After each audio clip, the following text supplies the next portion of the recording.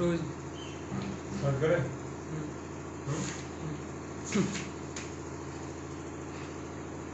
ओम ज्ञानतिमिरन्धस्य ज्ञानाञ्जनशलाकया चक्षुरुन्मिलितं येन तस्मै श्रीगुरुवे नमः। नमो विष्णुपादाय कृष्णपृष्ठाय भूतले श्रीमते भक्तिवेदान्त स्वामिनिति नामिने।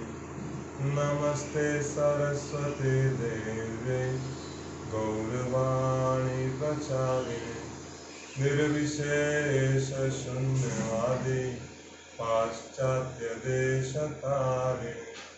जय श्री कृष्ण चैतन्य प्रभु नित्यानंद श्री अद्वैत गदाधर श्रीवासादि गौर भक्तवृंद। हरे कृष्णा कृष्णा कृष्णा हरे हरे, हरे राम राम राम हरे हरे।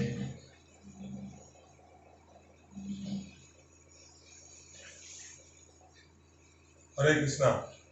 तो आज बहुत पावन दिवस है, आज गुरु पूर्णिमा का दिन है। तो कई भक्तों की अनुरोध से हम लोगों ने भी निर्णय लिया कि काफी दिन से कथा नहीं हो रही और काफी भक्त हैं जो कथा को बहुत रुचि से सुनते थे, तो उन्हें काफी विरह भी हो रहा था, काफी दिन से कथा नहीं सुन पा रहे। तो इसीलिए कुछ सेवाओं की वजह से हम भी काफी व्यस्त हो गए और काफी दिनों से ये कथा नहीं कर पा रहे। तो अभी हम लोगों ने निर्णय लिया है कि प्रत्येक रविवार और शनिवार को फिर से हम ये कथा आरंभ करेंगे और इस सप्ताह में केवल 2 दिन के लिए होगी। तो ये आप लोगों को सूचित कर दिया जाएगा प्रत्येक शनिवार और रविवार। तो आप जैसा कि जान रहे होंगे अभी कि इस्कॉन के एक बहुत ही प्रमुख जो हमारे स्तंभ समझ लीजिए, हमारे संगठन के जो थे परम पूज्य भक्ति चारू स्वामी महाराज, वो उनका कल तिरोभाव हुआ। उन्होंने अपना देह त्याग किया करके थे। तो ये इस्कॉन के लिए एक बहुत बड़ा आघात लगा उन्हें कि अमेरिका में गुरु महाराज ने अपना शरीर त्याग किया करके थे। तो भक्ति चारू स्वामी महाराज जी का इस्कॉन में एक बहुत ही महत्वपूर्ण भूमिका उन्होंने निभाया है। प्रभुपाद जी के बहुत ही प्रिय शिष्य थे और कई हजार भक्तों के गुरु उन्होंने दीक्षा दिया है। कई हजार भक्त हैं जो उन्होंने भक्ति चारू महाराज को अपने गुरु के रूप में स्वीकार किया। तो इस्कॉन में बहुत ही प्रमुख गुरु के रूप में वो थे और कई सारी ऐसी कोई सेवा नहीं है इस्कॉन जो महाराज जी ने नहीं की। तो जब महाराज जी प्रभुपाद के संपर्क में आए थे तो उस समय महाराज जी ब्रह्मचारी के रूप में उन्होंने ज्वाइन किया था और प्रभुपाद जी की इतनी अच्छी सेवा की थी उन्होंने। प्रभुपाद जी के लिए वो प्रसाद बनाया करते थे, उनकी ये सेवा और इतनी अच्छी सेवा की थी कि प्रभुपाद जी उनके सिंसियरिटी से बहुत खुश हो गए, उनकी सेवा से, उनकी भक्ति भाव से। और एक ही दिन में उन्हें हरिनाम दीक्षा भी दे दिया और ब्राह्मण दीक्षा भी दे दी एक ही दिन। और इतना ही नहीं, 1 साल के भीतर उन्हें संन्यास भी दे दी। हालांकि संन्यास लेने में अभी इस्कॉन में कई साल लग जाए, लेकिन प्रभुपाद जी उनकी सेवा से, उनकी भक्ति भावना से इतने प्रसन्न थे। प्रभुपाद जी ने जितनी भी किताबें लिखी थी इंग्लिश में, जितने भी ग्रंथ लिखे थे, भागवत गीता और उपदेशामृत, कई सारे ग्रंथ लिखे, उन सारे ग्रंथों को प्रभुपाद जी ने भक्ति चारू स्वामी महाराज जो उनके शिष्य थे उनको ये जिम्मेदारी सौंपी, आदेश दिया कि मेरे सारे ग्रंथों को बंगाली भाषा में आप अनुवाद करें। और इस निर्देश को, इस आदेश को गुरु महाराज ने इतने गंभीरता से और लिया कि ये सारी सेवाएं उन्होंने बहुत अच्छे ढंग से पूरी की। हमने तो यहाँ तक सुना है कि जिस प्रकार से प्रभुपाद ने अपना शेड्यूल बना लिया था, केवल 2 घंटा सोते थे, 12-1 बजे रात को उठते थे, पूरी रात बैठकर प्रभुपाद जी लिखा करते थे। बिल्कुल प्रभुपाद जी के पद चिन्हों को पालन करते हुए उन्होंने भी अपना शेड्यूल पूरा दैनिक दिनचर्या ऐसे ही बना लिया था। और कई वर्ष लगे उन्हें, और प्रभुपाद के एक एक शब्द को उन्होंने बंगाली भाषा में बहुत अच्छे से अनुवाद करते हुए सारे ग्रंथ उन्होंने बंगाली में अनुवाद किया। और ये अनुवाद करने के क्रम में प्रभुपाद के मूड को, उनके भाव को, उनके चेतना को बहुत अच्छे तरीके से उन्होंने अपने जीवन में उतार दिया। उसके बाद प्रभुपाद की सेवा में ऐसे लगे और इतने भीषण तरीके से लगे कि पूरे विश्व में भ्रमण कर करके चारों तरफ घूम घूम के बहुत प्रचार किया। और उन्होंने उज्जैन में बहुत बड़ा और बहुत सुंदर मंदिर वहाँ तैयार किया है उज्जैन, प्रभुपाद जी की प्रसन्नता के लिए। और महाराज जी की बहुत सारी योगदान रही है सेवाओं में, और उनके कई सारे योगदान में एक महत्वपूर्ण योगदान रहा है प्रभुपाद की पूरी जीवनी के ऊपर महाराज जी ने एक सीरियल तैयार किया, एक चलचित्र तैयार किया है। आप देख सकते हैं हमारे इस्कॉन धनबाद के यूट्यूब चैनल में जाकर, जिसका नाम है अभय चरण। करीबन 14-15 एपिसोड का ये पूरा उन्होंने तैयार किया, और इसमें कई वर्ष लगे। और महाराज जी पूरी तरह से इसमें रम कर, और महाराज जी परफेक्शनिस्ट, एक एक चीज, छोटी छोटी चीजों का ध्यान रखते हुए बहुत अच्छे तरीके से, ये दूरदर्शन में भी इसका टेलीकास्ट किया जाता था एक समय में। प्रभुपाद की पूरी जीवनी वो इस तरह से बनाना चाहते थे कि कोई भी इस जीवनी को देखे प्रभुपाद के प्रेम में पड़ जाए, उन्हें प्रभुपाद से प्रेम करे। और वास्तव में उन्होंने वैसा कर दिखाया। कोई भी उस जीवनी को, चलचित्र को पूरी तरह से देखेगा, समझ जाएगा प्रभुपाद जी कितने महान हैं। तो ये प्रभुपाद के प्रति महाराज जी का एक असीम प्रेम था, बहुत प्रेम करते थे। पूरे अंत तक उन्होंने केवल प्रभुपाद के गुणगान करने के लिए, उनकी ख्याति को फैलाने के लिए अपना पूरा जीवन समर्पित किया। तो जब वो प्रभुपाद से पहली बार मिलने आए थे, तो उन्होंने कई सारे प्रश्न प्रभुपाद जी से पूछे। प्रभुपाद जी ने उनको एक ही चीज कहा कि कई सारे जन्म तुमने जिए हैं अपने लिए, एक ये जन्म केवल कृष्ण को दे दो, तुम्हारा जीवन सफल हो जाएगा। केवल प्रभुपाद के इस बात से इतने प्रभावित हुए वो, उन्होंने सोचा ये एक जीवन तो मैं दे ही सकता हूँ भगवान, और उन्होंने अपना ये जीवन पूरी तरह से न्यौछावर कर दिया, समर्पित कर दिया प्रभुपाद जी की सेवा में। और कई साल तक उन्होंने प्रभुपाद जी की सेवा में अपना पूरा योगदान दिया। प्रभुपाद जी, महाराज जी प्रभुपाद जी के बहुत अच्छे सेवक हैं, और उनकी कथा कीर्तन को आप यूट्यूब चैनल में देख सकते हैं। भक्ति चारू स्वामी महाराज जी आप लाइव दिखेंगे। महाराज इस्कॉन में अपने कीर्तन के लिए बहुत प्रसिद्ध है, बहुत ही प्रसिद्ध है, बहुत ही मीठा बोलते हैं और बहुत ही मीठा गाते भी। तो इस भौतिक संसार में किसी बद्ध जीव का आना और बद्ध जीव का इस संसार से जाना, दोनों ही अशुभ माना जाता है। लेकिन शुद्ध भक्त का इस संसार में आना और इस संसार से जाना, दोनों ही शुभ माना जाता है। क्योंकि ये शुद्ध भक्त अपने परम प्रेमी कृष्ण से संपर्क साधने के लिए वापस अपने धाम को लौटे, कृष्ण के धाम को लौटे। तो एक तरफ से तो ये खुशी की बात है, लेकिन वैष्णव को क्योंकि अब उनके संग का विरह होगा, इसके कारण से दुख भी होता है। तो इस्कॉन के कई गुरुओं में से एक महान गुरु थे भक्ति चारू स्वामी महाराज। जिस प्रकार से अकबर के दरबार में 9 रत्न थे, उसी प्रकार से श्रील प्रभुपाद जी के भी कई रत्नों में से एक रत्न थे भक्ति चारू स्वामी महाराज। उनकी जितनी भी महिमा कही जाए वो कम। तो हृदय तो काफी व्यथित है, महाराज जी का संग अभी नहीं मिलेगा प्रत्यक्ष रूप से। अप्रत्यक्ष रूप से अपनी वाणी के रूप में महाराज जी हमेशा उपस्थित हो। तो मैं जब कोलकाता में रहता था तो महाराज की बहुत विशेष कृपा रही।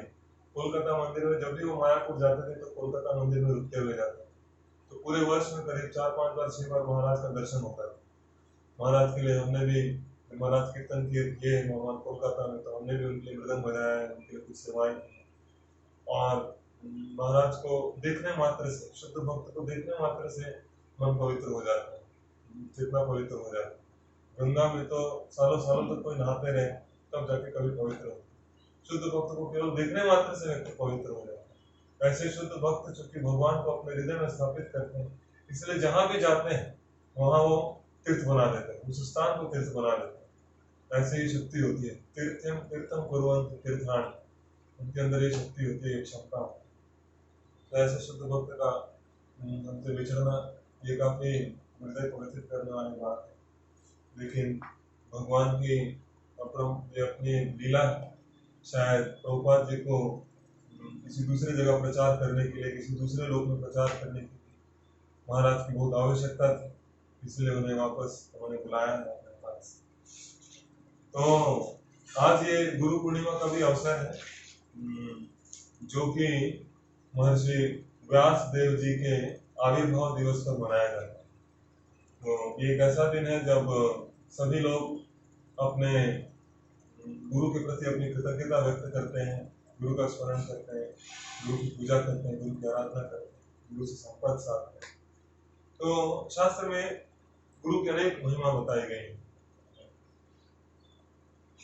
और ये गुरु पूर्णिमा का जो व्यास पूर्णिमा भी कहा जाता है, ये अवसर पूर्णिमा के दिन में ही मनाए जाते हैं।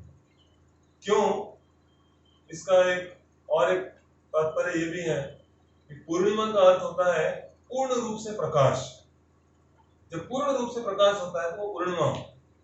ठीक उसी प्रकार से जो गुरु जो ज्ञान देते हैं, शास्त्र में इस ज्ञान को भी प्रकाश से तुलना किया गया है। इसलिए हम जब कहते हैं वो अज्ञान तिमिरंधस, अज्ञान रूपी अंधकार को दूर किया गुरु महाराज, ज्ञानांजन शलाकया, और ज्ञान रूपी प्रकाश से हमें हमारी चेतना को विकसित किया। उसी प्रकार से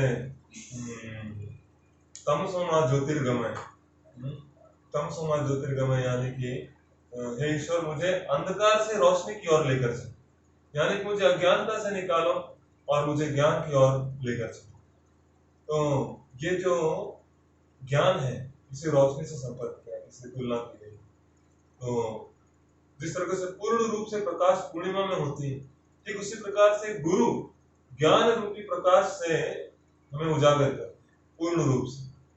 इसीलिए गुरु पूर्णिमा मनाई जाती है। पूर्णिमा वाले दिन गुरु जी की आराधना करते हैं, क्योंकि इस दिन उन्होंने ज्ञान रूपी प्रकाश से हमें हमारी चेतना को उजागर किया। तो ये जो ज्ञान, कई प्रकार के ज्ञान जो कई प्रकार के गुरु देते भी, ताकि अज्ञान से मुक्ति मिले। अज्ञान तिमिरंधस, अज्ञान से हम बाहर आ सकते।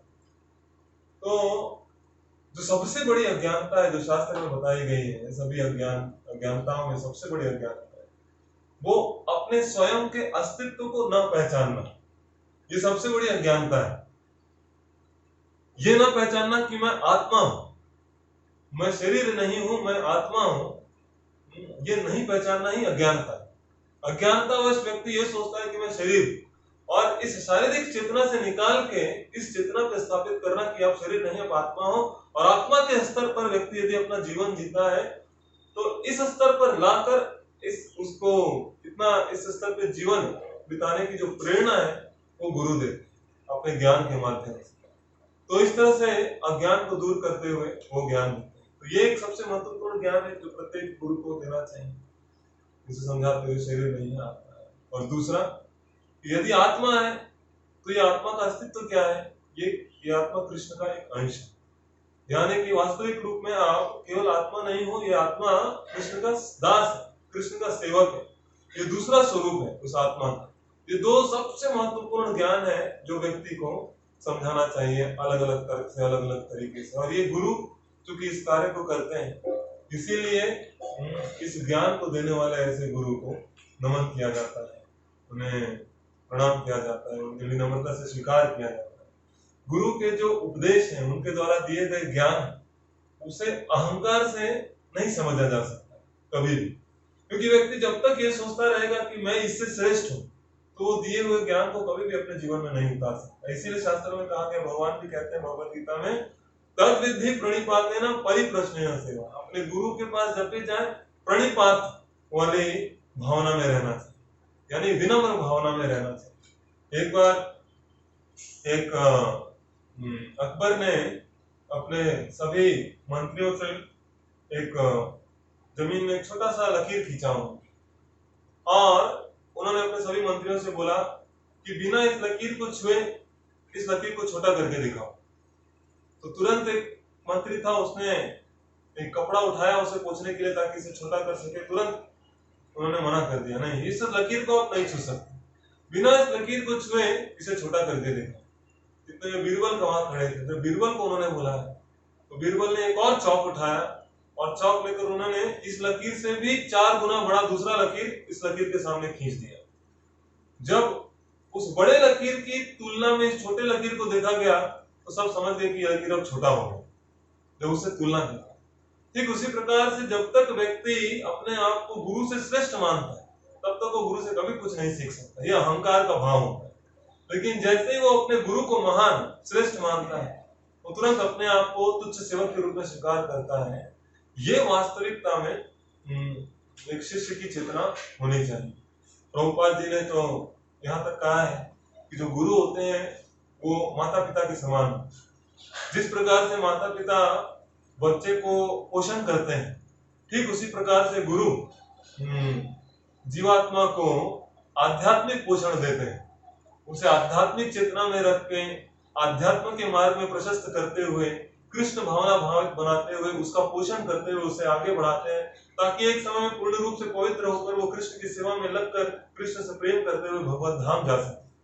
ऐसी चेतना में परिवर्तित करने और उसे पोषण करने के कारण गुरु को माता पिता के स्तर पर भी रखा गया। प्रभुपाद जी ने और एक भागवत में प्रसंग में वर्णन करते हुए ये भी कहा है कि व्यक्ति जब तक ये 3 गुण अपने जीवन में नहीं उतारता है, वो अपने गुरु को कभी प्रसन्न नहीं कर सकता। वो 3 गुण होते हैं डिसिप्लिन, ओबीडियंस और सेंस कंट्रोल, यानी कि अनुशासित जीवन, दूसरा आज्ञाकारी होना और तीसरा इंद्रियों पे संयम होना। ये 3 गुणों से प्रभावित होने के बाद ही व्यक्ति अपने गुरु को प्रसन्न कर सकता है। और इसके बाद प्रभुपाद लिखते हैं, और जब तक गुरु प्रसन्न नहीं होंगे तब तक व्यक्ति कभी भगवत धाम को प्राप्त नहीं कर सकता, कृष्ण को प्राप्त नहीं कर सकता। बिना गुरु को प्रसन्न किए कृष्ण को प्राप्त करना एक कपोल कल्पित भावना है, वो केवल एक कल्पना हो सकती है, वास्तविकता कभी नहीं हो सकती। इसीलिए गुरु को प्रसन्न करना बहुत अति आवश्यक होता है भक्ति जीवन में आगे बढ़ने। इस्कॉन में प्रभुपाद जी ने जो नियम बनाया है, प्रत्येक भक्त हर मंदिर में इस्कॉन के, चाहे आप विश्व के किसी भी भाग में चले जाएंगे, इस्कॉन के प्रत्येक मंदिर में ये नियम है कि सुबह सुबह 4 बजे उठकर भक्त नहा धोकर 4:30 बजे जो मंगल आरती करते हैं, अपने दिन की शुरुआत जो करते हैं वो गुरु अष्टक से करते हैं। वो कृष्ण की आराधना नहीं, गुरु की आराधना से दिन का आरंभ होता है। 8 श्लोक गुरु की आराधना में गाए जाते हैं और भक्त उस पर नृत्य करते हुए उस पर चिंतन मनन करते हैं और उस चेतना में अपना जीवन बिताते हैं। उसी 8 श्लोक में एक जगह ये भी आता है कि साक्षात हरित्वेन समस्त शास्त्रे युक्त सता भाव तयेव सन्ति किंतु प्रभुर्यः प्रिय एव तस्य वंदे गुरु श्री चरणारविंद। सभी शास्त्रों में ये बताया गया है कि ये जो गुरु होते हैं ये भगवान को अत्यंत प्रिय है, इसलिए उन्हें संतुष्ट करना एक शिष्य का सबसे पहला धर्म है। जिस तरह से एक आज्ञाकारी और पवित्र पत्नी अपने पति की प्रसन्नता के लिए जीवन जीती है, ठीक उसी प्रकार से एक आदर्श शिष्य केवल और केवल अपने गुरु की प्रसन्नता, उसके उद्देश्य को, उनके उपदेश को, उनके हित के लिए अपना जीवन जीता है। उसके पास अपना जीवन जीने का और कोई दूसरा कारण नहीं है। प्रभुपाद जी ने भागवत के दूसरे प्रसंग में भी एक जगह यह भी बताया है, The secret of the success of a disciple lies in the satisfaction of the spiritual master। यानी कि एक शिष्य के आध्यात्मिक जीवन की सफलता पूर्ण रूप से निर्भर करती है उसके गुरु के संतुष्टि पे। यदि गुरु संतुष्ट है उस भक्त से और पूरा दुनिया असंतुष्ट है तो भी वो भक्त सफल। लेकिन यदि गुरु असंतुष्ट हो गए और पूरी दुनिया उसके लिए ताली बजा रही हो तब भी वो असफल ही रह जाता है। इसलिए गुरु को संतुष्ट करना एक शिष्य का सबसे पहला धर्म होता है, बहुत बड़ा धर्म। तो देखिए जीवन के हर एक क्षेत्र में व्यक्ति को गुरु की आवश्यकता होती है। उसको यदि क्रिकेट का क्षेत्र हो, फुटबॉल का क्षेत्र हो, मैराथन का क्षेत्र हो, दौड़ का क्षेत्र हो, पढ़ाई लिखाई के क्षेत्र हो, किसी भी क्षेत्र में व्यक्ति आगे बढ़ना चाहता है उसे एक गुरु की आवश्यकता होती है, कोच की आवश्यकता होती है, गाइड की आवश्यकता होती है। बिना उसके व्यक्ति सीख नहीं सकता अपने अनुभव के आधार पर। ठीक उसी प्रकार से यदि व्यक्ति अपने जीवन के अंत में कृष्ण प्रेम प्राप्त करना चाहता है, भगवत धाम जाना चाहता है, तो उस व्यक्ति को भी जीवन में एक गुरु के प्रशिक्षण की आवश्यकता हो। गुरु के आदेश और निर्देशों के अधीन रहते हुए, गुरु की प्रसन्नता के लिए व्यक्ति जीवन समर्पित करते हुए जब अपना जीवन जीता है, तब जाके जीवन के अंत में कहीं उसे कृष्ण प्रेम प्राप्त होता है। तो वैसे तो कई सारे गुरु के बारे में वर्णन किया गया है शास्त्रों में, लेकिन कई लोग परखते नहीं है अपने जीवन कि गुरु होते क्या है, क्योंकि जानते नहीं। इसीलिए कोई भी गेरुआ वस्त्र पहनकर आ जाता है तो लोग उसके सामने सर झुकाने लगते हैं, गुरु जी मान लेते हैं। जबकि हम 5-10 रुपए का भी कोई सामान खरीदने जाते हैं तो उसे 10 बार परखते हैं। बैगन भी खरीदने जाते हैं तो 50 बार ऊपर नीचे देखते हैं कहीं कुछ खराब तो नहीं, कीड़ा तो नहीं। लेकिन जब एक गुरु को अपना पूरा जीवन समर्पित कर रहे होते हैं तो वहां थोड़ा भी ख्याल नहीं करते हैं कि इसे परखना चाहिए। चूंकि लोग शास्त्र नहीं पढ़ते हैं, ज्ञान नहीं है, इसी कारण उन्हें यह भी पता नहीं चलता है कि वास्तविकता में गुरु कौन है। भरा पड़ा है आज का संसार पाखंडी गुरुओं से। क्यों? क्योंकि लोग अज्ञानी हैं, जानते नहीं है कि वास्तविक गुरु होता कौन है। कई लोग आते हैं हमारे पास, हमको गुरु बनाना है, हमको भी गुरुमुखी होना है, हमको गुरु चाहिए। और फिर ऐसे वैसे लोगों को गुरु बनाते हैं और कुछ महीने कुछ वर्ष के बाद पता चलता है किसी का बलात्कार कर दिया उसने, और कहीं तो जेल में बंद हो गया है, चोरी कर लिया है, पैसे के मामले में पकड़ा गया है, कई तरह के इस तरह की चीजें फिर बाद में पता चलती है। इसका कारण एक ही है कि व्यक्ति गुरुमुखी तो होना चाहता है लेकिन वास्तविकता में गुरु को स्वीकार नहीं करना चाहता। कुछ ही दिन पहले एक परिवार आया, वो कह रहा था हमें गुरु स्वीकार करना है, गुरु स्वीकार करना है। लेकिन गुरु को स्वीकार करने के लिए कुछ नियम, जब जैसे ही हमने वो सब नियम बताए तो उनका मुंह लटक गया, चले गए, नहीं होगा हमसे इतना नहीं। इससे अच्छा हम कोई ऐसा गुरु खोज लेते हैं जो वो सस्ते में निपटा है। एक परिवार था, जब हमने कहा आपको सबसे पहले तो मीट मछली छोड़ना हो, मांसाहार छोड़ना हो, उन्होंने कहा ये कैसे होगा, घर में सभी खाते हैं, हम तो नहीं छोड़ पाए। 1 महीने के बाद वो आए, उन्होंने कहा हमने अपने गांव से एक गुरुजी को खोज निकाला जो कि मांसाहार भी अलाउ करते हैं, तो बहुत सारे गांव के लोग हैं उनके शिष्य के रूप में, तो हमने भी उन्हें गुरु के रूप में स्वीकार कर लिया है, दीक्षा ले लिया है उनसे। उन्होंने कहा है तुम मांस वांस खा सकते हो, कोई दिक्कत नहीं। अभी देखिए इस प्रकार से ये बहुत बड़ा पाखंड है।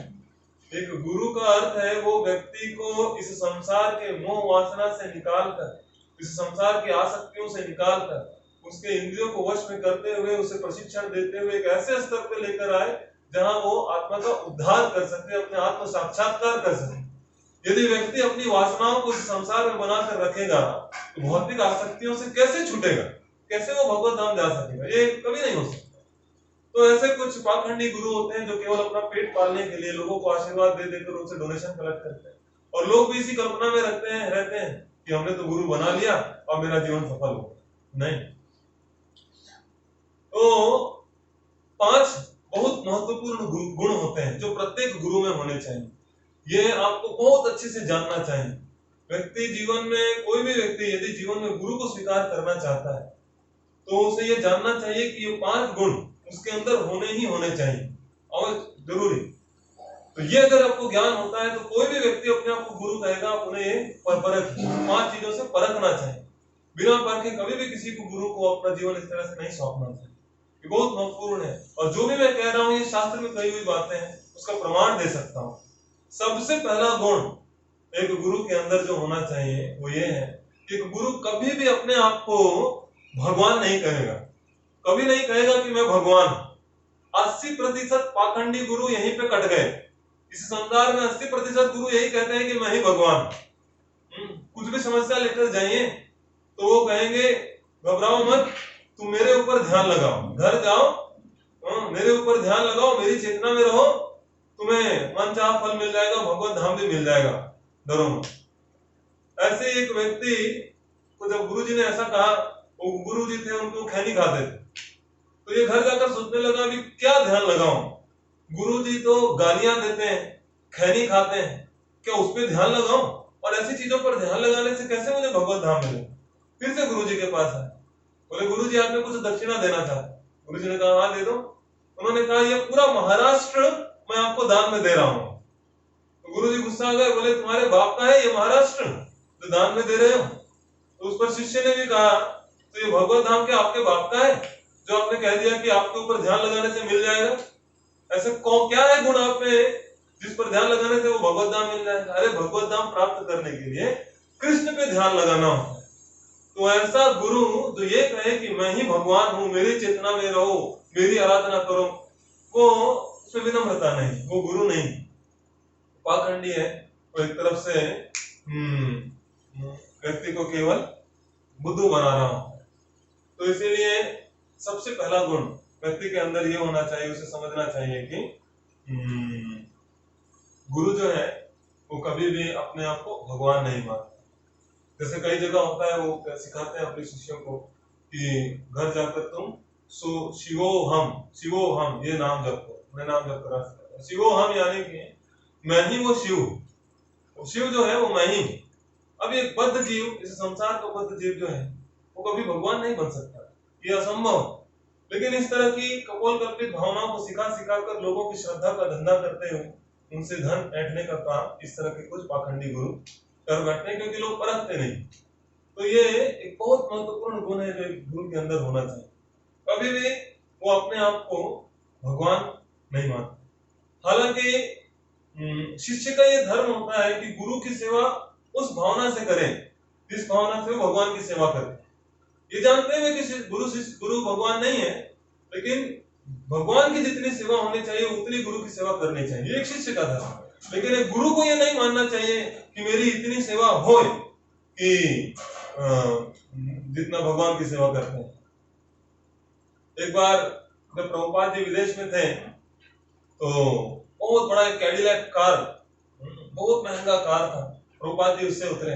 कई सारे रिपोर्टर आए, एक रिपोर्टर ने उनसे पूछ लिया कि आप साधु हैं और संत हैं और इतना महंगा कार में आप घूमते हैं, ये कैसे हो सकता है?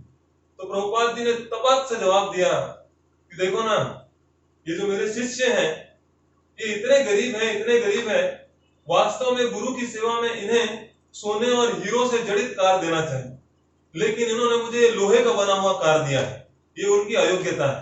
बोलते हुए मुस्कुराते हुए प्रभुपाद जी अंदर चले। कहने का तात्पर्य यह है कि शिष्य का धर्म होता है गुरु की अपार सेवा करना, लेकिन गुरु की ऐसी अपेक्षा नहीं होती है। गुरु विनम्र भाव से जो भी मिलता है वो स्वीकार करता है। तो ये गुरु के अंदर एक बहुत बड़ा गुण होना चाहिए। गुरु कभी भी ऐसा नहीं करेंगे अपना पैर निकाल कर रख देंगे, आ जाओ धो लो इसे और अब कृपा प्राप्त करो, जिसको पैर पकड़ना है आ जाओ, मैं तो आशीर्वाद देने के लिए तैयार बैठा।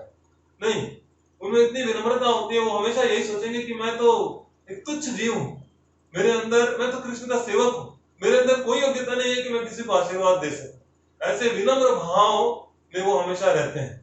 लेकिन जो स्वयं को भगवान मान बैठते हैं वो लोगों को यही शिक्षा देते हैं कि मेरी आराधना करो, मेरी सेवा करो, मेरा फोटो घर में लगाओ, मेरी पूजा करो, मुझे दान दो, और मैं को ही अपना सबके जीवन का केंद्र बना देते हैं। जबकि एक वास्तविक गुरु कभी ऐसा नहीं करता, वो हमेशा अपने आप को सेवक मानता है और अपने अधीन आने वाले भक्तों को भी यही विश्वास दिलाता है कि आप केवल कृष्ण के सेवक हो और कुछ नहीं, आप कभी भगवान नहीं बनते। सबसे पहला गुण। दूसरा जो सबसे महत्वपूर्ण गुण है जो एक गुरु में होना चाहिए वो ये है कि वो राम, कृष्ण या विष्णु का भक्त होना चाहिए, परम भक्त होना चाहिए। राम, कृष्ण और विष्णु के भक्त ही वास्तविकता में गुरु बन सकते हैं, क्योंकि वो वैष्णव होते हैं, वैष्णव गुरु। तो हमें कई बार काफी दया आती है कुछ लोगों के ऊपर जो आज के मीडिया के प्रभाव में आकर यूट्यूब में या टीवी चैनलों में कई सारे लोगों से कथा सुनते रहते हैं, कुछ इधर से कई सारे लोगों से सुनते रहते हैं। इसीलिए ऐसे व्यक्ति को जीवन में किसी एक गुरु के प्रति कभी समर्पण नहीं आता है, क्योंकि 50 जगह से सुनते रहते हैं और सब अपनी अपनी बोली बोल रहे हैं, सब, क्योंकि परखा तो है नहीं, जो भी टीवी पे आ गया बोल रहा है यानी कि वो वास्तविक गुरु, ऐसा मान बैठते हैं। क्योंकि ऐसा नहीं, किसका भक्त है वो ये देखना चाहिए, उनके वास्तविक में वो राम का भक्त है, कृष्ण का भक्त है, उसकी सिद्धांत क्या है, क्या शास्त्र से मैच करता है वो? क्योंकि शास्त्र में कहा गया है, भले भागवत कथा कह रहा है, अब लोग कह सकते हैं कि प्रभु जी हमें उनसे मतलब नहीं है, लेकिन वो जो कथा कर रहे हैं भागवत कथा, हम तो वो सुन रहे हैं क्योंकि बहुत आनंद आता है। भले वो भागवत कथा कर रहा हो, लेकिन शास्त्र में बताया गया है सर्प उच्चिष्ट यथा यथा पयः, उनके मुख से निकली हुई कथा सर्प उच्चिष्ट यथा पयः उसके समान होती है। यानी कि जो दूध होता है अमृत के समान, वो शुद्ध है अमृत के समान, लेकिन यदि सर्प ने उसे चख लिया, किसी सांप ने यदि उसपे मुंह मार दिया, तो वही दूध अब विषैला हो जाता है। ठीक उसी प्रकार से सिद्धांत तो वो भागवत से दे रहे हैं, लेकिन चूंकि स्वयं भगवान के भक्त नहीं है, तो उस सिद्धांत को तोड़ मड़ोड़ कर इस प्रकार से प्रकट करेंगे कि व्यक्ति समझ भी नहीं पाएगा कि सिद्धांत को घुमा दिया गया है। इसीलिए ऐसे व्यक्तियों से सुनने से पहले बहुत सावधान रहना चाहिए। बहुत मुश्किल है ये समझ पाना कि वो कहाँ गलती कर रहे हैं। थोड़ा सा घुमा फिरा के मायावाद तत्व के ऊपर ले जाते हैं और व्यक्ति समझ भी नहीं पाता है। इसीलिए भागवत के नाम पर बहुत पाखंड हो रहा है संसार में। तो ये बहुत ध्यान रखना चाहिए कि क्या वो एक वास्तविक शुद्ध भक्त है राम कृष्ण का, राम का या कृष्ण का या विष्णु का, कहीं ऐसा तो नहीं भक्त होने का पाखंड कर रहा हो। तो ये बहुत जरूरी है ये देखना कि वो वास्तविक है, क्योंकि ऐसा भक्त अगर यदि भक्त है तो भगवान के अलावा दूसरे किसी विषय में उसकी रुचि नहीं है। वो कभी भी पॉलिटिक्स पे रुचि नहीं लेगा, कभी भी बिजनेस पे रुचि नहीं लेगा, कभी भी शरीर पे ज्यादा रुचि नहीं लेगा, आत्मा के बारे में ज्यादा सोचेगा, आत्मा के उद्धार के बारे में सोचेगा, कृष्ण से प्रेम संबंध के बारे में सोचेगा, कृष्ण की लीलाओं के बारे में सोचेगा, जो ये भक्त का चिन्ह है। किंतु भागवत कथा के दौरान यदि कोई बिजनेस की बातें करे, यदि कोई केवल शरीर की बातें करते रह जाए, शरीर को कैसे स्वस्थ रखा जाए, या तो कोई केवल राजनीति की बात करती रह जाए, तो फिर कहीं में उनकी शुद्धता में कहीं ना कहीं कमी, तो हमें सतर्क रहना चाहिए। तीसरा जो सबसे महत्वपूर्ण गुण है जो एक गुरु के अंदर होना चाहिए, उसके 6 के 6 इंद्रियां पूरी तरह से वश में होनी चाहिए। 5 तो ज्ञानेंद्रियां होती हैं, आंख नाक कान तथा जीभ। इसके अलावा उनका मन, ये 6ठा इंद्रिय होता है। मन और 5 ज्ञानेंद्रिय, ये 6 चीज पूर्ण रूप से उसके नियंत्रण में होना चाहिए, पूर्ण रूप से। तो उसके अंदर विनम्रता होनी चाहिए, उसे सम्मान की इच्छा नहीं होनी चाहिए। ये इंद्रिय वश में रहती है, उसे कोई सम्मान की इच्छा नहीं रहती। वो केवल दूसरों का उद्धार, उपदेश देने में, प्रवचन करने में, भक्त बनाने में रुचि रखता है। उसकी ऐसी इच्छा नहीं होती कि लोग मुझे बहुत लाखों करोड़ों का दान दें, मैं अपने रूम में एसी लगा कर रखूं, बढ़िया गद्दे में सोऊं, बड़े कार में घूमूं, हवाई जहाज में उड़ूं। ये भी अगर वो केवल स्वीकार भी करता है तो केवल और केवल कृष्ण और भक्तों की सेवा के लिए स्वीकार करता है, अन्यथा स्वयं के लिए वो एक बहुत ही सामान्य जीवन जीने को तैयार रहता है। स्वयं के लिए उसे ये सब चीजों की कोई आवश्यकता नहीं, लेकिन कृष्ण की प्रसन्नता के लिए वो ये सब स्वीकार करता है। तो प्रभुपाद जी कहा करते थे, opulence for the Krishna, poverty for the self. यानी कि कृष्ण के लिए हम एकदम राजमहल बनाएंगे, लेकिन स्वयं के लिए हम ऐसे कहीं भी गरीब की तरह कहीं भी रह लेंगे पेड़ के नीचे। तो इसीलिए आप जाएंगे इस्कॉन के मंदिरों में तो देखेंगे बहुत भव्य मंदिर बनाते हैं कृष्ण की सेवा के लिए।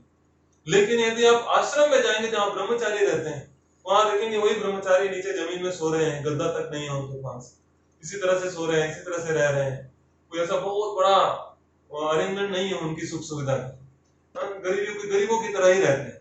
लेकिन कृष्ण के लिए मार्बल फ्लोर है, एसी रूम है, सब कुछ है, वो कृष्ण के लिए। तो ये सिद्धांत प्रभुपाद जी ने बहुत अच्छे से अपने भक्तों को सिखाया और उन्हें पालन करने। तो ये बहुत महत्वपूर्ण है, 6 इंद्रियां पूर्ण रूप से वश में होनी चाहिए। तो एक बार एक व्यक्ति था, उन्होंने आकर हमें बताया कि कोई हमारे जो गुरु जी हैं, अगर कोई थोड़ा भी इधर उधर करता है तो गुस्सा जाता है और गुस्सा के अपने बगल में पड़े हुए बाल्टी उठाकर फेंक के मार देता है। ये गुरु जी का आशीर्वाद, ये आशीर्वाद नहीं है, गुरु जी के क्रोध पे नियंत्रण नहीं है। जो इस तरह की हरकतें करते हैं, तो गालियां देना, खैनी खाना, गांजा पीना, क्रोधवश किसी को पीट देना, ये एक संतों के लक्षण नहीं होते हैं। वो तो संत जो होते हैं, संत हृदय, वो बहुत प्रेम से भरा होता है और लोगों का हृदय वो प्रेम से बदलते हैं। इतना प्रेम, क्योंकि कृष्ण के प्रति प्रेम भरा है हृदय में, तो दूसरों को भी प्रेम ही देते हैं। लेकिन यदि मन में ईर्ष्या की भावना है, क्रोध की भावना है, तो दूसरों को भी वही देंगे। इसीलिए आए दिन हम सुनते रहते हैं कि इस बाबा जी ने उसका शोषण कर दिया, इस बाबा जी ने वो किया, ऐसा किया, क्योंकि लोग जानते नहीं है, देखते नहीं है कि इस गुरु जी की इंद्रियां वश में है, नियंत्रण में है। क्या उन्हें बहुत अच्छा अच्छा स्वादिष्ट व्यंजन खाने की इच्छा है, या सामान्य साधारण सा कुछ खा के भी वो रह लेता है? क्या उसे मोटे मोटे गद्दे में आराम से सोने की इच्छा है, एसी चलाकर, या ऐसे कहीं भी 6x8 की जगह पे कहीं भी सो के रह लेता है? जो गोस्वामी थे, वृंदावन में प्रत्येक दिन यमुना के किनारे दूसरे दूसरे पेड़ के नीचे रात बिताया करते। ये गोस्वामी थे, बड़े बड़े घर से आए हुए थे, बहुत अमीर घर से थे, लेकिन अपना जीवन उन्होंने समर्पित कर दिया था और एक गरीब की तरह रहते थे। तो जब व्यक्ति विरक्त हो जाता है, वैराग्य हो जाता है, तो स्वतः उसके अंदर ये गुण आ जाते हैं, 6 इंद्रियां उसके वश में आ जाती हैं। तो ये जरूर परखना चाहिए कि व्यक्ति की इंद्रियां वश में है या नहीं। चौथा जो सबसे महत्वपूर्ण गुण है जो एक गुरु के अंदर होना चाहिए, कि जो भी वो कहता है, क्या वो स्वयं भी उसका आचरण करता है या केवल बड़ी बड़ी बातें करता है और स्वयं उसका कुछ आचरण नहीं करता? दूसरों को कहता है ब्रह्म मुहूर्त में उठना चाहिए और स्वयं 10 बजे तक सोता रहता है, या इस प्रकार के कई सारे बड़े बड़े निर्देश शास्त्र से उठा के देना तो बहुत आसान है, लेकिन क्या स्वयं भी उसका आचरण कर पाता है या नहीं करता है, ये देखना भी बहुत जरूरी है। यदि स्वयं उसके बताए हुए निर्देशों का वो खुद आचरण नहीं करता है, वो खुद ही एक सही एग्जाम्पल नहीं है, समाज के लिए एक अच्छा उदाहरण नहीं, तो फिर उसकी कही हुई बातों का भी कोई महत्व नहीं।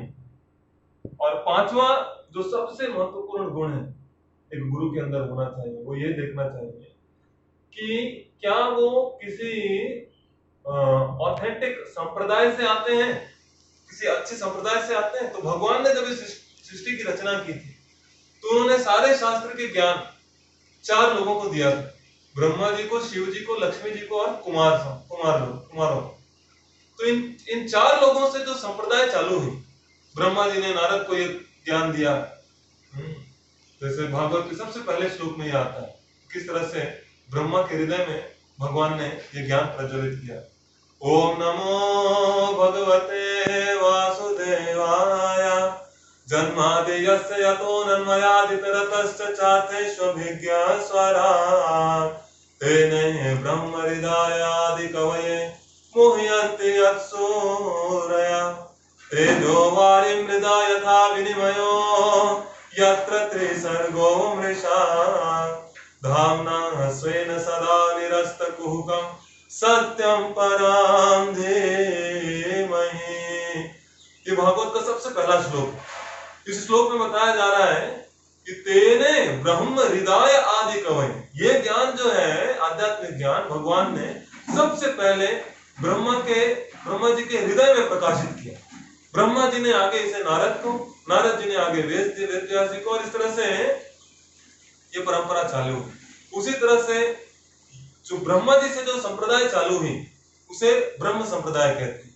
शिव जी से जो संप्रदाय चालू हुई उसे रुद्र संप्रदाय कहते हैं।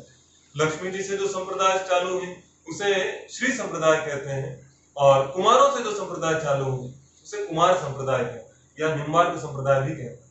और इन चारों संप्रदाय में एक बहुत महत्वपूर्ण आचार्य हुए, एक एक कर। ब्रह्म संप्रदाय में माधवाचार्य हुए, निम्बार्क संप्रदाय में निम्बार्काचार्य हुए, रुद्र संप्रदाय में विष्णु स्वामी हुए, इसी तरह से श्री संप्रदाय में रामानुजाचार्य हुए। तो ये जो इस्कॉन संस्था है ये ब्रह्म माधव गौड़ीय गुरु शिष्य वैष्णव संप्रदाय है।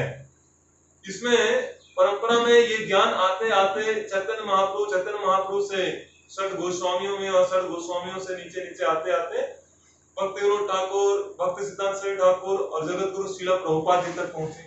प्रभुपाद जी ने आगे ये ज्ञान अपने शिष्यों को दिया, राधानाथ स्वामी महाराज, भक्ति चारू स्वामी महाराज, जयप्रकाश स्वामी महाराज, इस प्रकार से कई गुरु। और इन गुरुओं से जो दीक्षा प्राप्त करते हुए इस ज्ञान को आगे बढ़ा रहे हैं। तो ये सब इस लाइन में जो हुए ये ऑथेंटिक, ये संप्रदाय है। जब भी कोई अपने आप को गुरु कहे उनसे ये पूछना चाहिए कि आप कौन सी संप्रदाय में से आते हैं। इन चारों संप्रदायों के अलावा जो भी व्यक्ति संसार में बोल रहा है वो सब उसके मन की उपज से आने वाली सिद्धांत है, वास्तविक शास्त्र में दिया हुआ सिद्धांत नहीं। मन गणंत बताई हुई अपना सिद्धांत वो कहते हैं, जबकि ये 4 संप्रदाय केवल और केवल कृष्ण द्वारा दिए गए भागवत के उपदेशों को ही प्रचार करते हैं। तो ये 5 जो सबसे महत्वपूर्ण गुण हैं ये होना चाहिए सभी लोगों। तो ये संप्रदाय जो एक ऐसा चैन होता है, जैसे अभी रूम में लाइट जल रहा है, प्रकाश आ रहा है इस रूम में, तो ये जो लाइट है ये कैसे जलता है, ये एक सॉकेट से कनेक्टेड है। इस सॉकेट में करंट कहां से आ रही है, वो मेन लाइन से कनेक्टेड है। वो मेन लाइन बाहर गवर्नमेंट के कहीं से ट्रांसफार्मर से कनेक्टेड है। वो लाइन कहीं और से, जहां से बिजली प्रोड्यूस हो रही है, देखिए कितना कनेक्शन है, वहां से यहाँ, यहाँ से वहां, वहां से कनेक्शन आते आते आते आते आते आज यहाँ। तो कोई भी इस वायर को छू लेगा तो करंट उसके अंदर भी आ जाए। ठीक उसी प्रकार से वो जो कृपा है, वो जो ज्ञान है, उस संप्रदाय से आ रही है, एक के नीचे एक के नीचे। कोई भी अपने आप को जैसे ही संप्रदाय से जोड़ता है, तुरंत उसके अंदर भी वो ज्ञान का प्रवाह आरंभ होता है और वो अपने आप को वास्तविक संप्रदाय से जोड़ते हुए वास्तविक गुरु को वो स्वीकार करता है। तो आज इस गुरु पूर्णिमा के अवसर पर, क्योंकि वैष्णवों के संप्रदाय में आज गुरु पूर्णिमा नहीं मनाई जाती, ये बाहर के लोगों में मनाया जाता है। वैष्णव संप्रदाय में गुरु पूर्णिमा अपने गुरु जी के आविर्भाव दिवस पर मनाई जाती है। ये उनका वास्तविक गुरु पूर्णिमा होता है, जब गुरु जी का आविर्भाव होता है जिस दिन, उस दिन गुरु पूर्णिमा मनाई जाती है। लेकिन फिर भी आज चारों तरफ लोग गुरु पूर्णिमा मनाते हैं, तो हमने भी मौके का फायदा उठाते हुए सोचा कि आज गुरु के भूमिका पर, गुरु के महत्व पर हम कुछ बताना चाहेंगे। तो गुरु को स्वीकार करना बहुत आसान नहीं होता, केवल ये कोई औपचारिकता नहीं है। औपचारिकता हमारे प्रभुपाद जी कहते थे कि गुरु को एक कुत्ते पालने की तरह नहीं रखना चाहिए। इस प्रकार से घर में लोग कुत्ते पालते हैं, टॉमी ऊपर बैठो, टॉमी बाहर जाओ, इस तरह से, उसी तरह से गुरु को कंट्रोल नहीं करना चाहिए। गुरु को इसलिए नहीं बना चाहिए, गुरु जी अंदर आइए, बैठिए, गुरु जी चलिए इनको आशीर्वाद दीजिए, गुरु जी लीजिए दक्षिणा, चलिए बाहर जाइए, आधे घंटे में पूजा खत्म करिए, ये औपचारिकता मात्र एक फैमिली गुरु बनाते हैं लोग, लेकिन इससे कुछ लाभ नहीं होता है कभी भी। गुरु यानी कि उसके चरणों में बैठकर पूर्ण रूप से समर्पित होकर उनसे ये श्रवण करना कि कैसे मैं अपने आत्मा का उद्धार करूं, और दिए गए दिशा निर्देश को पालन करने के लिए पूर्ण रूप से तत्पर रहना चाहिए। इस प्रकार से शुद्ध चेतना और भावना से जब व्यक्ति समर्पित भाव से अपने गुरु से सुनता है और उसको पालन करता है, तो उसके जीवन का उद्धार होता है। तब गुरु को स्वीकार करने का कोई महत्व है। अन्यथा केवल औपचारिकता मात्र, पूरे साल भर में गुरु पूर्णिमा वाले दिन गुरु जी हरे कृष्णा, हाँ आपके चरणों पे मेरा दंडवत प्रणाम, आपको नमन, तो ये केवल औपचारिकता मात्र है, इससे बहुत ज्यादा कुछ लाभ नहीं मिलता है लोगों को। गुरु स्वीकार करने का अर्थ है कि उस गुरु के अंदर एक क्षमता होती है कि उसके हृदय में जाकर ऐसा परिवर्तन करें कि उसके जीवन में कृष्ण के प्रति प्रेम जागृत हो, और कृष्ण को प्राप्त करने के लिए व्यक्ति उत्कंठित हो जाए, पूर्ण रूप से पागल हो जाए, ऐसा उसके अंदर ये आग जला दे जो कि कृष्ण को प्राप्त करने के लिए वो किसी प्रकार का भी कठोर साधना को करने का तैयार है। इस प्रकार का जो हृदय के भीतर आग लगा दे, वैसे जो भक्त होते हैं वो वास्तविकता में गुरु, क्योंकि वो वास्तविक उद्धार कर रहे होते हैं अपने शिष्यों। तो इस्कॉन में क्या शास्त्र में भी बताया गया है कि कई प्रकार के गुरु होते हैं। उनमें कुछ होते हैं, एक होते हैं पथ प्रदर्शक गुरु। पथ प्रदर्शक गुरु यानी कि वो जिन्होंने आपको आध्यात्मिकता का मार्ग दिखाया, जो आपको आध्यात्मिकता के मार्ग पर जिन्होंने प्रशस्त किया। जैसे कि आप ऑफिस गए थे, ऑफिस में वहां पर किसी ने बताया कि मैं इस्कॉन के प्रोग्राम में गया था, बहुत अच्छी अच्छी बातें बताते हैं, अच्छा प्रसाद भी होता है, इस रविवार को तुम भी चलो हमारे साथ। और वो उसके साथ आ गया रविवार को, और वहां आकर जब उसने कथा सुनी, प्रसाद लिया, पूर्ण रूप से मोहित हो गया, उसके बाद नाम जब चालू किया, जीवन परिवर्तित हो गया। तो अब ये जो व्यक्ति जिसने ऑफिस से उन्हें निमंत्रण देके यहाँ लाया, उसने और जीवन में कभी कोई कथा नहीं किया, लेकिन वो पथ प्रदर्शक गुरु के स्तर पे होता है, क्योंकि उसके माध्यम से ये व्यक्ति जुड़ा। पथ प्रदर्शक गुरु के बाद एक गुरु होते हैं, उसे कहते हैं शिक्षा गुरु। शिक्षा गुरु यानी कि वैसे गुरु जिनसे शिक्षा प्राप्त होती। तो शिक्षा गुरु एक से ज्यादा भी हो सकते हैं, कई गुरु जिससे भी आपने सुना वो शिक्षा गुरु हो गया।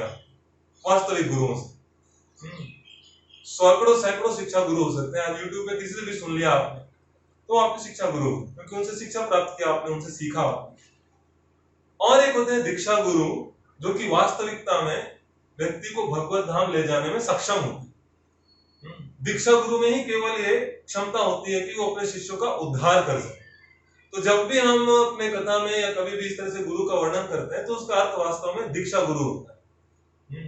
क्योंकि दीक्षा गुरु के प्रति ऐसा समर्पण भाव होना चाहिए, दीक्षा गुरु के प्रति ऐसा आकर्षण होना चाहिए कि उसके सारे निर्देश को पालन करने की क्षमता होनी चाहिए। जैसा कि अभी हम बता रहे थे, भक्ति चारू स्वामी महाराज पूर्ण रूप से समर्पित होकर प्रभुपाद जी की सेवा करते थे, तो ये गुरु भाव। उसी प्रकार से प्रभुपाद जी ने पूरा विश्व में इस्कॉन की स्थापना की और लास्ट में यही कहा कि ये सब कुछ मैंने केवल अपने गुरु की संतुष्टि के लिए किया, क्योंकि उन्होंने ये निर्देश दिया था, इसीलिए। तो ये उनके गुरु के प्रति समर्पण का भाव। तो ये सब जो है अपने दीक्षा गुरु के प्रति अपने समर्पण का भाव दिखाते हैं। उसी प्रकार से शिक्षा गुरु का जो सेवा होता है वो भक्तों को केवल दीक्षा गुरु तक ले जाकर उनसे संबंध बनाने तक का होता है। उसका दीक्षा गुरु जो होते हैं वो दीक्षा देकर, उपदेश देकर बहुत अच्छे से सटीकता से उन्हें आगे बढ़ाते हुए भगवत धाम की ओर प्रशिष्ट करते हैं, उन्हें शुद्ध भक्त बनाते हैं। तो ये अलग अलग गुरुओं की श्रेणी होती है। इन सबों में दीक्षा गुरु सर्वश्रेष्ठ होते हैं। और जब भी हम कभी गुरु के वर्णन करते हैं तो दीक्षा गुरु की बात करते हैं, अन्यथा लोग ये सोच बैठते हैं कि प्रभु जी अपने प्रति समर्पित होने के लिए हम लोगों को उत्साहित कर रहे हैं। नहीं, मैं एक तुच्छ सेवक हूँ, एक वॉलेंटियर हूँ, एक स्वयं सेवक हूँ, मैं कोई गुरु नहीं। मैं तो केवल अपने गुरु के बिहाफ में आया हूँ ताकि लोगों को प्रेरित करके भक्ति में प्रशस्त करते हुए इस्कॉन से जोड़कर, इस्कॉन के गुरुओं से जोड़कर अपना सेवा पूरा कर सकूं अपने गुरु के प्रति। मेरी ऐसी कोई इच्छा नहीं कि मेरे लाखों करोड़ों फॉलोअर होने चाहिए, सेवक होने चाहिए, भक्त होने चाहिए, क्योंकि मैं उसके योग्य ही नहीं हूं, मैं उसके सक्षम ही नहीं। मैं खुद अपने अनर्थों से जूझता हुआ एक बद्ध जीव हूं, मैं कोई शुद्ध भक्त नहीं। ये एक फैक्ट है, इसे मेरी विनम्रता मत मानिए, ये वास्तविकता है। तो शुद्ध भक्त जो है, जो सन्यासी लोग होते हैं, जो बहुत जिन्होंने आत्म साक्षात्कार किया है, जो कई वर्षों से भक्ति में है और भगवान की चेतना में, वो दीक्षा गुरु होते हैं। उनसे ज्यादा श्रवण करना चाहिए, उनसे प्रेरणा लेनी चाहिए और उनके प्रति समर्पण का भाव होना चाहिए। तो ऐसे शुभ अवसर पर आइए हम सब मिलकर भगवान से प्रार्थना करते हैं कि इन सब महान संतों के अंदर जिस प्रकार की गुरु भक्ति है, जिस प्रकार की कृष्ण के प्रति प्रेम है, जिस प्रकार की सेवा की चेतना है, उसका अगर एक छोटा कण भी हमारी चेतना में आ सके, हमारे जीवन में आ सके, तो हमारा जीवन का उद्धार हो जाए। इस भावना के साथ अपने सभी गुरुओं के चरणों में हम दंडवत प्रणाम करते हुए उनसे प्रार्थना करते हैं कि अपनी कृपा, अपना आशीर्वाद हमेशा हम पर बनाए रखें, ताकि हम सब भक्ति के मार्ग पर प्रशस्त होते हुए अपने जीवन को सफल करते हुए जीवन के अंत में वैकुंठ धाम को प्राप्त करें। हरे कृष्णा। जगत गुरु श्रील प्रभुपाद की जय। पिताय गौर प्रेमानंदे। हरि हरि।